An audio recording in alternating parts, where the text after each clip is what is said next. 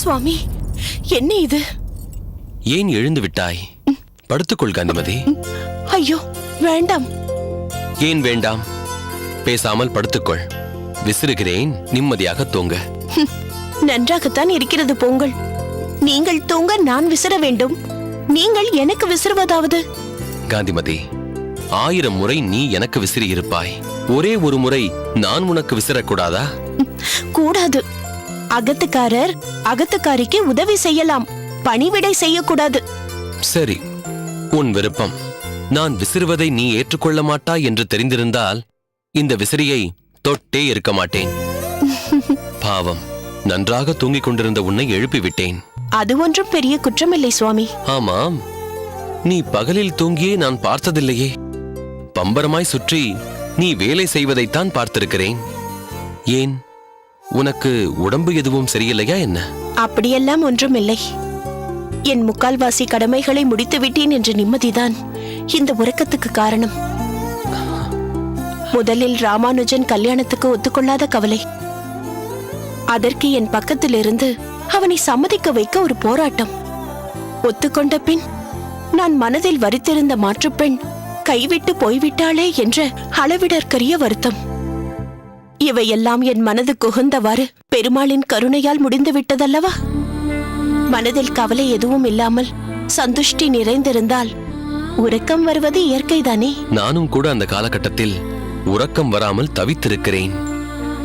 உன்னை எப்படி சமாதானப்படுத்துவது என்று புரியாமல் குழம்பி இருக்கிறேன்.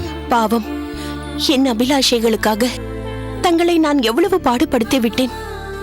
எத்தனை மூர்க்கத்தனமாக நடந்து கொண்டு விட்டேன்.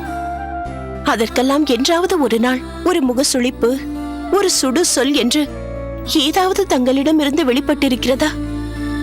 நான் தான் எவ்வளவு பாக்கியசாலி. தாங்கள் எனக்கு அகத்துக்காரராக அடைய எவ்வளவு கொடுத்து வைத்திருக்கிறேன். காந்திமதி, நானும் உன்னை அகத்துக்காரியாக அடைய கொடுத்துதான் வைத்திருக்கிறேன். நடுவில் சில மாதங்கள் நாம் ஏதேதோ மனக்லேசங்களுக்கு ஆளானாலும் மற்றபடி நம் குடும்ப வாழ்க்கை மிக மிருதுவாகத்தானே போய்கொண்டிருக்கிறது. இத்தனை வருடங்கள் இந்த குடும்பம் கட்டுக்கோப்பாக நடந்து கொண்டிருக்கிறதென்றால் அதற்கு உன் திறமைதான் காரணம். இல்லை சுவாமி, இவை எல்லாவற்றிற்கும் காரணம் நமக்குள் உள்ள புரிதல்தான். வெளி உலக விஷயங்களில் உங்களுக்கு தெரியாதது ஒன்று உண்டா என்று நானும், குடும்ப விஷயங்களை நான் பார்த்துக் கொள்வேன் என்று நீங்களும் இருந்தது ஒரு காரணம். இன்னொன்று, நமக்குள் இருக்கின்ற இந்த அந்யோன்யம் என்ற இந்த மதுரம் நமக்குள் எப்போதேனும் ஏற்பட்ட சிறு சிறு கசப்புகளை கூட இனிப்பாக மாற்றியிருக்கிறது. வாஸ்தவம்தான். கணவன் மனைவியிடம் அந்யோன்யம் என்பது இல்லை என்றால் குடும்ப வாழ்க்கையில் நிம்மதி இருக்காது. சுவாமி, புதிதாக கல்யாணமான தம்பதிகள் ஒருவரை ஒருவர் பார்த்து லேசாக புன்னகைப்பதும் அவ்வப்போது செல்லமாக வார்த்தைகளை பரிமாறிக்கொள்வதும், நேரம் கிடைக்கும் போதெல்லாம் இருவரும் ஒன்றாக வெளியே செல்வதும் இயற்கைதானே? ஆமாம், இயற்கைதான். ஏன் கேட்கிறாய் காந்திமதி? ராமானுஜனும் தஞ்சாவும் இப்படி அப்படி போகும்போது கூட சாதாரணமாக பேசிக்கொள்வதை நான் பார்க்கவில்லையே. ராமானுஜன் ஏனோ தாமரை இலை தண்ணீர் மாதிரி இருக்கிறானே. நமக்குள் இருக்கும் அந்யோன்யம் அவர்களிடம் சற்று கூட இருப்பதாக தெரியவில்லையே. ராமானுஜனை கட்டாயப்படுத்தி அவளை கோவிலுக்கு அழைத்து கொண்டு போய்விட்டு வா, கடைத்தெருவுக்கு கூட்டிக் கொண்டு போய்விட்டு வா என்று சொன்னோமே தவிர அவனாகவே விருப்பப்பட்டு அகத்துக்காரியை எங்கும் கூட்டிக் கொண்டு போகவில்லையே. ராமானுஜன் எண்ணெய் செக்கிலிருந்து தெரித்து வெளியே வந்த எள் என்று பலர் கூறியிருக்கிறார்கள். அவன் ஒரு சராசரி மனிதன் போல் நடந்து கொள்ள வேண்டும் என்று நீ எதிர்பார்ப்பது தவறு காந்திமதி. ஆனால் அதற்காக அவன் இப்படியே இருந்து விடுவானோ என்று நீ அச்சப்பட தேவையில்லை. ஆனால் தஞ்சமாம்பாள் ஒரு சராசரி பெண்தானே. அவளுக்குள்ளும் 1000 ஆசைகள் இருக்காதா? அதில் சிலவற்றையாவது ராமானுஜன் புரிந்து கொண்டு அவளுக்கு அனுசரணையாக நடந்து கொள்ள வேண்டாமா? காந்திமதி, நீ மிகவும் அவசரப்படுகிறாய். அவர்களுக்கு திருமணமாகி ஆண்டுகளா கடந்துவிட்டன. சில நாட்கள் தானே ஆகியிருக்கின்றன. எல்லாம் சரியாகிவிடும். சரியாக வேண்டும். அவர்களுக்குள்ளும் நம்மை போன்ற புரிதல் இருக்க வேண்டும். கவலைப்படாதே காந்திமதி, அவர்களுக்குள்ளும் அந்யோன்யம் ஏற்படும். ஆனால் அது நீர் பூத்த நெருப்பாக இருக்கும், அவ்வளவுதான். நிச்சயம் அவர்களும் நம்மை போன்று மனமொத்த தம்பதிகளாக இருப்பார்கள் அல்லவா? நிச்சயமாக இருப்பார்கள். இது குறித்து வீணாக கவலைப்பட்டு என்றாவது ஒரு நாள் உறங்கும் பகல் உறக்கத்தையும் கெடுத்துக் கொள்ளாதே. நீ சற்று நேரம் நிம்மதியாக உறங்க.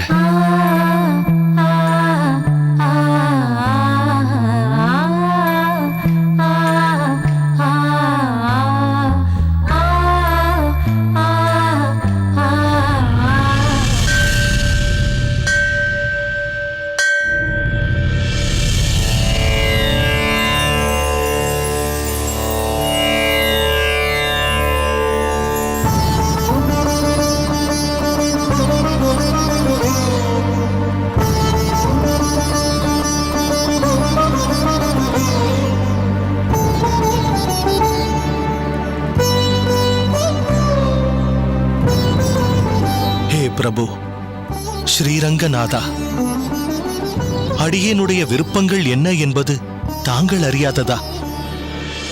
அதில் முக்கியமாக உனது அனந்தமான பெருமைகளை போற்றும் வேதத்தின் முடிவான வேதாந்த சூத்திரங்களுக்கு விரிவான அர்த்தத்திற்கு எளிமையாக ஓர் விளக்க உரை எழுத வேண்டும் என்பது அடியேனின் ஆழ்மனதின் அபிலாஷையாயிற்றே. அதற்கு காஷ்மீர தேசத்தில் இருக்கும் போதாயன சூத்திரங்கள் அடங்கிய ஓலை தொகுப்பு அடியேனுக்கு அவசியம் தேவை.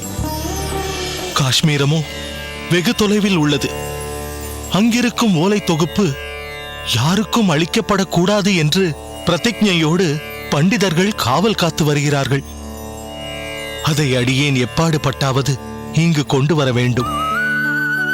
அதற்கு அடியேனுக்கு பூரண சக்தியை நீதான் தந்தருள வேண்டும்.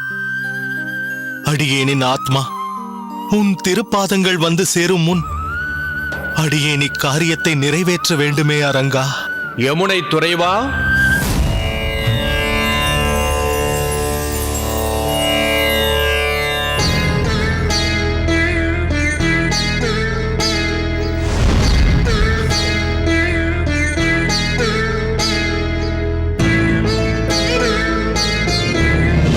யமுனை துறைவனாக இருந்து ஆளவந்தானாக மாறிய நீ இன்று யமுனாச்சாரியராக மாறியது எனக்கு கிடைத்த மிகப்பெரிய வெற்றி. புரியவில்லை சுவாமி. யமுனாச்சாரியரே, என் குருநாதர் உய்யக் கொண்டார். மனக்குறையோடு எனக்கு அளித்த பணி இனிதே முடிந்ததற்கு உன் மனமாற்றமே காரணம்.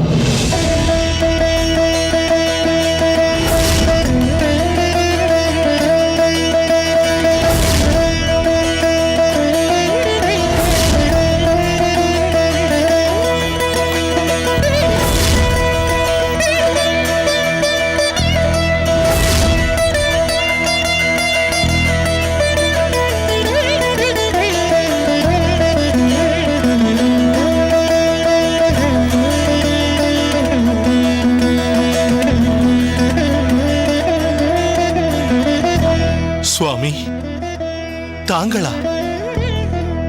அடியேனை உய்வித்த மனக்கால் நம்பி ஆச்சாரியரே, தாங்களா அடியேனுக்கு தரிசனம் தருவது? அடியேனின் கண்களை நம்ப முடியவில்லை சுவாமி. அதுவும் யமுனை துறைவா என்று அழைத்தீர்களே, அப்பெயரை தங்கள் திருவாயால் மீண்டும் கேட்க அடியேன் பெரும் உவகை அடைகிறேன் சுவாமி. தாங்களே அடியேனை காண வந்தது எப்படி சாத்தியம்? என்ன செய்வது யமுனை துறைவா? வரவேண்டிய தருணம் வந்துவிட்டேன். ஆமாம், என்ன பிரார்த்தனையை அரங்கனின் முன்வைத்துக் கொண்டிருந்தாய்? அடியேன் காஷ்மீர தேசம் செல்ல வேண்டும் சுவாமி. போதாயனரின் வேதாந்த சூத்திரங்களை இங்கு கொண்டு வருவதற்கு போதிய சக்தியை அரங்கனிடம் யாசித்துக் கொண்டிருந்தேன். அப்படி சக்தி அளிக்கப்பட்டால் அதைக் கொண்டு அடியேன் விரைந்து காஷ்மீரம் செல்வேன். அங்குள்ள பண்டிதர்களை இந்த அரங்கனின் கருணையாலும் தங்களின் பேரருளாலும் வென்று அந்த சூத்திரங்களை இங்கு கொண்டு வருவேன். அனைவரும் ஏற்கும்படியும் எளிமையாகவும் விரிவான விளக்கத்துடனும் வேதாந்த சூத்திரத்திற்கு ஒரு விளக்க உரை எழுதுவேன். உனக்கு இவ்விஷயத்தில் அவ்வளவு அவசரம் ஏன் யமுனை துறைவா? சுவாமி, தாங்கள் அறியாததா? வேதாந்த சூத்திரத்திற்கு அத்வைத தத்துவ விளக்கப்படி பகவானுக்கு கல்யாண குணங்கள் எதுவும் இல்லை என்றும் இந்த உலகமே பொய் என்றும் சங்கரரால் போதிக்கப்பட்டிருக்கிறது. அது எப்படி உண்மையாகும்? அனந்தமான அற்புத குணங்களை உடையவனாயிற்றே பகவான். அனைத்து ஜீவாத்மாக்களும் இந்த பிரபஞ்சமும் பகவானின் உடைமையாயிற்றே.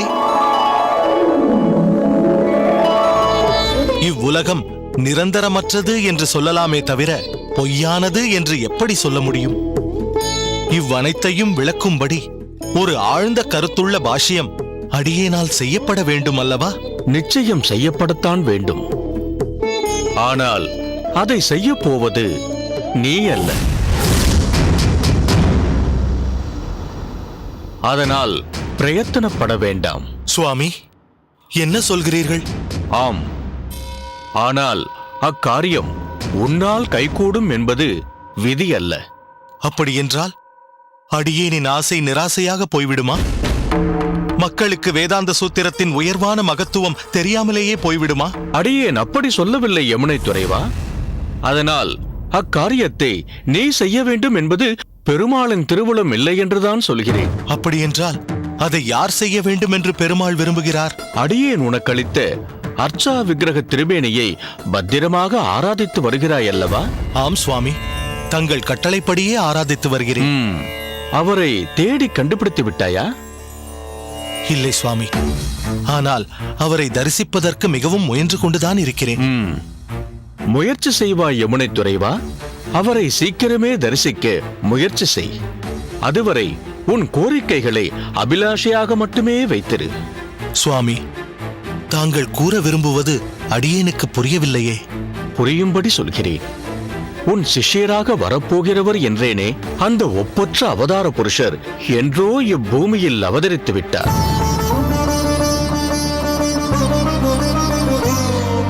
நேரம் கைகூடும் போது அவர் உன் கண்களுக்கு தென்படுவார்.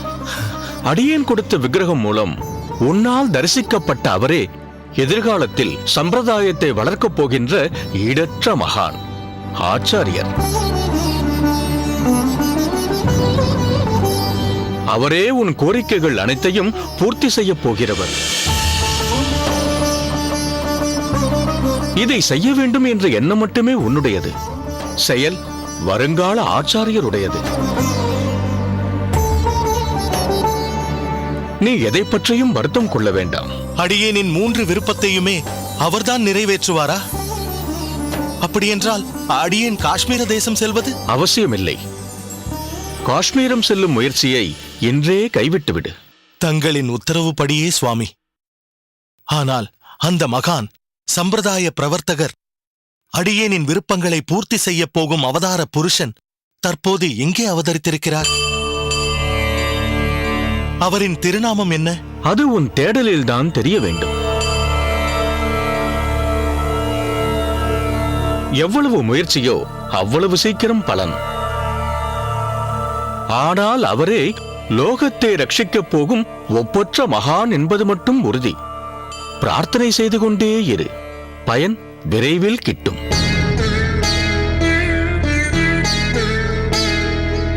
அடியேன் புறப்படட்டுமா? வேண்டாம் சுவாமி, போகாதீர்கள். இங்கேயே இருந்து அடியேனை வழிநடத்துங்கள். அவசியம் ஏற்படும் போது அடியேன் அவசியம் வருவேன். இப்போது புறப்படுகிறேன். சுவாமி போகாதீர். வேண்டாம் சுவாமி, அடியேனை விட்டு போகாதீர்கள். சுவாமி போகாதீர்கள், அடியேனை விட்டு போகாதீர்கள். என்ன சுவாமி? சுவாமி சுவாமி, என்னவாயிற்று தங்களுக்கு? ஆச்சாரியர், அடியேனின் ஆச்சாரியர் மணக்கால் நம்பிகள். சுவாமி சுவாமி, சற்று ஆசுவாசப்படுத்திக் கொள்ளுங்கள். இங்கு நாம் 3 மட்டும்தான் இருக்கிறோம். தாங்கள் ஏதோ கனவு கண்டுள்ளீர்கள். என்ன கனவா? ஆம் சுவாமி, தாங்கள் கண்டது கனவுதான். ஆச்சாரியரை அடியேன் பார்த்தேனே. அவர் என்னோடு கனிவுடன் பேசினாரே. அது அது அத்தனையும் கனவேதான் சுவாமி. சுவாமி, அடியேன் மாரநேர் நம்பியை விட்டு தீர்த்தம் கொண்டு வர சொல்கிறேன். மாரநேர். வேண்டாம், அடியேனுக்கு ஒன்றும் வேண்டாம்.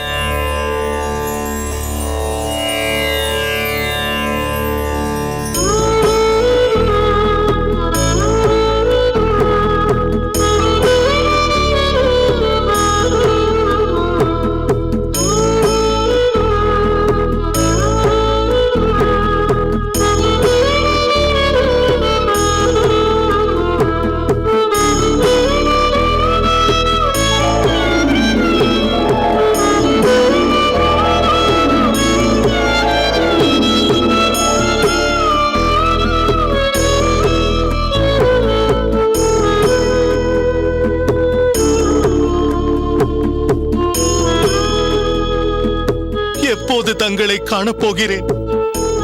அடியேனின் ஆச்சாரியர் சொன்னார், அடியேனின் வாழ்க்கையில் ஏற்பட போகும் பல விஷயங்களுக்கும் தங்களுடைய தொடர்பு இருக்கிறதென்று. பின்பு ஏன் உம்மை எம்மிடமிருந்து மறைத்து விளையாடுகிறீர்? சீக்கிரம் வெளிப்பட்டு வாருங்கள் பிரபு. அடியேனின் கண்களுக்கு புலனாகுங்கள். விரைந்து வாருங்கள் சுவாமி.